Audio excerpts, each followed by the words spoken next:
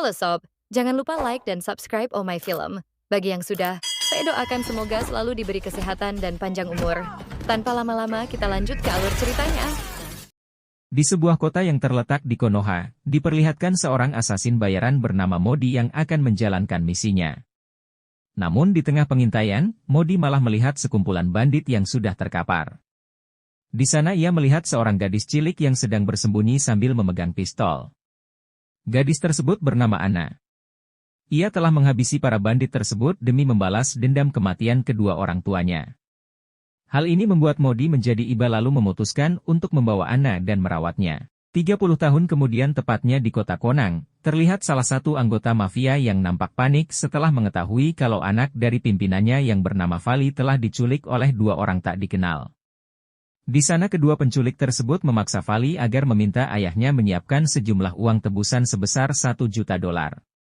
Setelah itu, salah satu dari kedua penculik itu menemui anak buahnya untuk mengambil uang tebusan tersebut. Ternyata penculik ini adalah Anna yang kini telah dewasa setelah dibawa dan dirawat oleh Modi. Anna dibawa ke kediaman ayah Vali yaitu bos mafia bengis yang bernama Don. Sesampainya di sana, Don langsung murka kemudian menyerang Anna. Ia pun mengatakan akan menghabisi Anna karena telah berani berurusan dengan dirinya yang bergelar Rambo KW sambil menunjukkan uang tebusan. Namun Anna tak gentar sama sekali. Ia mengatakan bahwa tujuan sebenarnya bukanlah uang, melainkan untuk menghabisi Don. Kini Don pun diantarkan Anna untuk bertemu malaikat maut. Anna pun keluar tanpa rasa takut karena ia dibantu oleh seseorang dari kejauhan. Ternyata orang tersebut adalah Modi. Kini keduanya bekerja sama sebagai asasin bayaran yang khusus menghabisi komplotan mafia yang menjadi beban keluarga. Setelah misinya selesai, keduanya pun kembali ke London dan menjalani aktivitasnya masing-masing. Kini Anna bekerja menjadi seorang penjaga di toko buku sedangkan Modi menikmati hari tuanya dan tinggal di sebuah villa yang mewah. Pada suatu malam, Anna pun berkunjung ke kediaman Modi sambil memberikan sebuah gitar tua sebagai kado ulang tahun Modi.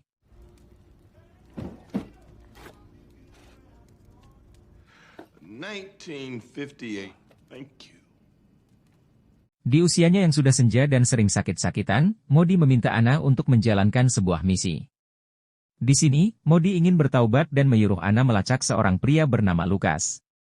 Modi ingin meminta maaf dan menebus semua kesalahannya karena saat Lukas masih kecil, Modi telah menghabisi Edward, seorang bos mafia yang menjadi ayahnya.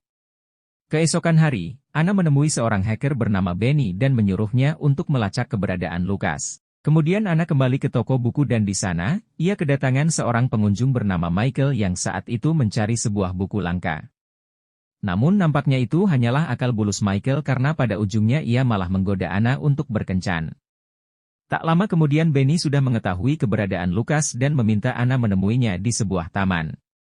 Di sana, Benny memberitahukan bahwa saat ini Lukas berada di sebuah kota bernama Konang yang letaknya di Vietnam. Di mana kota tersebut adalah kota asli kelahiran Anna yang penuh dengan kenangan kelam. Pada malam harinya, ketika Anna mendatangi rumah Modi, ia terkejut karena melihat Modi dan pembantunya sudah tewas. Dengan instingnya sebagai seorang asasin, Anna mampu menggambarkan kejadian tersebut setelah melihat beberapa bekas keributan di rumah tersebut. Di mana sekelompok orang tak dikenal telah menyerang Modi di rumahnya. Anna pun bersedih karena orang yang telah merawat dan membesarkannya telah tiada. Walaupun Modi seorang asasin bayaran, namun ia menjadi seorang ayah yang baik dan sangat menyayangi Anna. Beberapa saat kemudian, Anna menemukan petunjuk di sebuah flash disk yang sengaja digantung oleh Modi di sebuah drone. Kini Anna pun mulai curiga bahwa kematian Modi ada hubungannya dengan misi yang sedang ia jalani. Anna kemudian bergegas ke kediaman Benny untuk memastikan keadaannya. Namun sesampainya di sana, ternyata Benny juga telah bertemu dengan malaikat maut. Di waktu yang bersamaan, ia diserang oleh dua orang anonimus.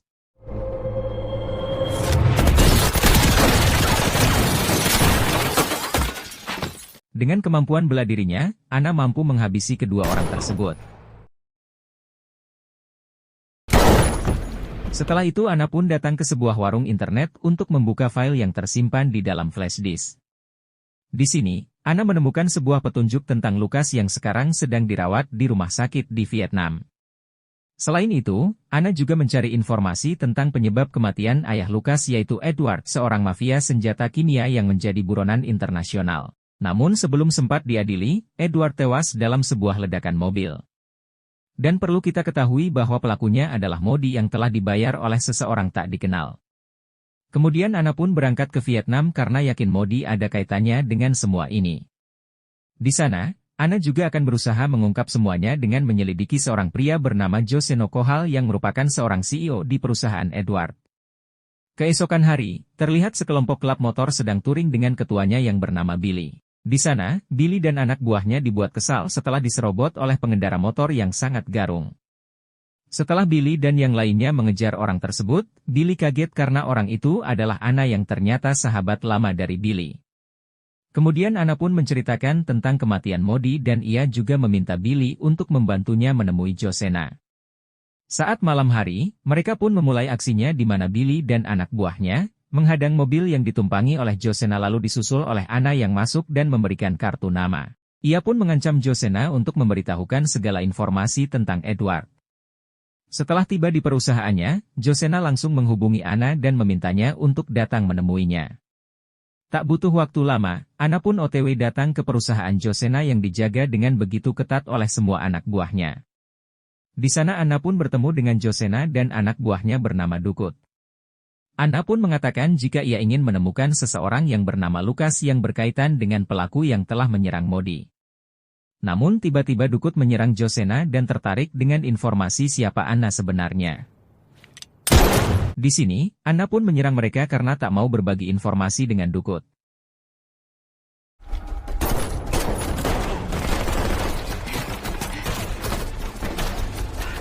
Anna berhasil menyandera dan menghabisi sebagian anak buah dari Dukuet. Namun saat keluar dari sana, Anna ditabrak oleh sebuah mobil yang kemudian ia pun tertangkap lalu disekap. Setelah itu, Anna diinterogasi oleh Dukuet dan diberi pelajaran. Walaupun begitu, Anna tetap mampu bertahan dan ia tak mau memberitahukan tentang identitas asli siapa dirinya. Tiba-tiba Anna dikejutkan dengan kemunculan Michael yang ternyata Michael dan Dukut bekerja untuk bos yang sama. Di sana, Michael tak sekejam Dukut dan bahkan ia menyuapi Anna dengan sebelak Bu Rosita. Setelah itu Michael memarahi Dukut untuk tidak melakukan tindakan apapun terhadap Anna. Di sana, Michael juga mengatakan kalau mulai besok ialah yang akan menangani Anna. Karena masih kesal, Dukut pun memintahkan anak buahnya untuk menghabisi Anna secara diam-diam. Namun karena Anna sudah sangat terlatih, ia pun berhasil lolos lalu menghabisi anak buah Dukut dan pergi ke kediaman Billy untuk berlindung. Billy pun khawatir kemudian menyarankan Anna untuk pergi dan tidak melanjutkan misinya. Namun Anna mengatakan kalau ia tidak akan pernah berhenti untuk mencari pelaku pembunuhan Modi. Ia yakini bahwa pelakunya adalah Lukas. Keesokan harinya, Anna mencoba mendatangi sebuah rumah sakit tempat di mana saat ini Lukas dirawat. Di sana Anna mengaku sebagai petugas dari Kementerian Kesehatan yang akan mewawancarai Lukas tentang sebuah terapi.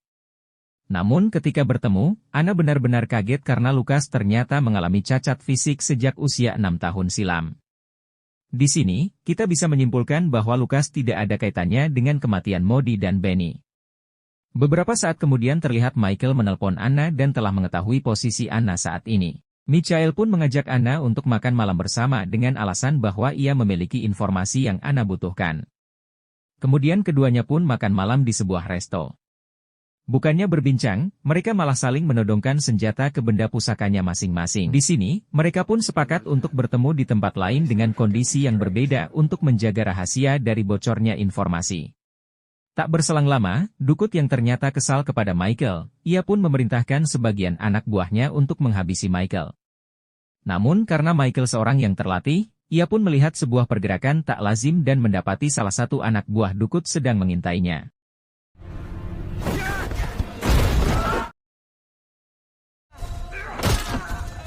Setelah berhasil menghabisi mereka, Michael pun menuju kediaman Dukut untuk balas dendam.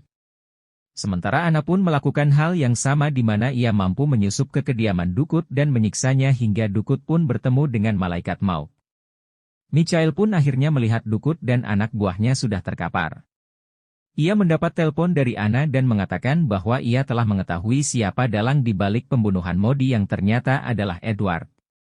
Di sini, terungkap sebuah fakta jika selama ini Edward telah memalsukan kematiannya demi terbebas dari segala dakwaan. Kemudian keduanya pun berduel dengan begitu sengit.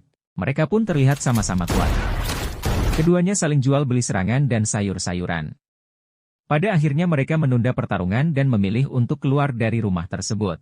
Saat Anna hendak pulang, tiba-tiba ia ditembak oleh salah satu anak buah Dukut. Beruntung, seseorang datang menyelamatkan Anna dan ternyata ia adalah Modi yang masih hidup. Ternyata mayat yang Anna temukan waktu itu adalah anak buah Dukut yang sengaja mau ditembak wajahnya agar tidak bisa dikenali. Di balik itu semua, terlihat Michael yang sedang berbincang dengan bosnya yaitu Edward. Edward memerintahkan agar Michael untuk segera menghabisi Anna. Karena dalam waktu dekat, ia akan mengadakan pesta mewah yang dihadiri oleh para bangsawan. Singkat cerita pesta pun dimulai dengan sistem keamanan dan penjagaan yang begitu sangat ketat. Sehingga tidak ada celah bagi Anna untuk bisa menyusup ke sana. Di sana terlihat Michael yang berjaga dengan penuh kewaspadaan.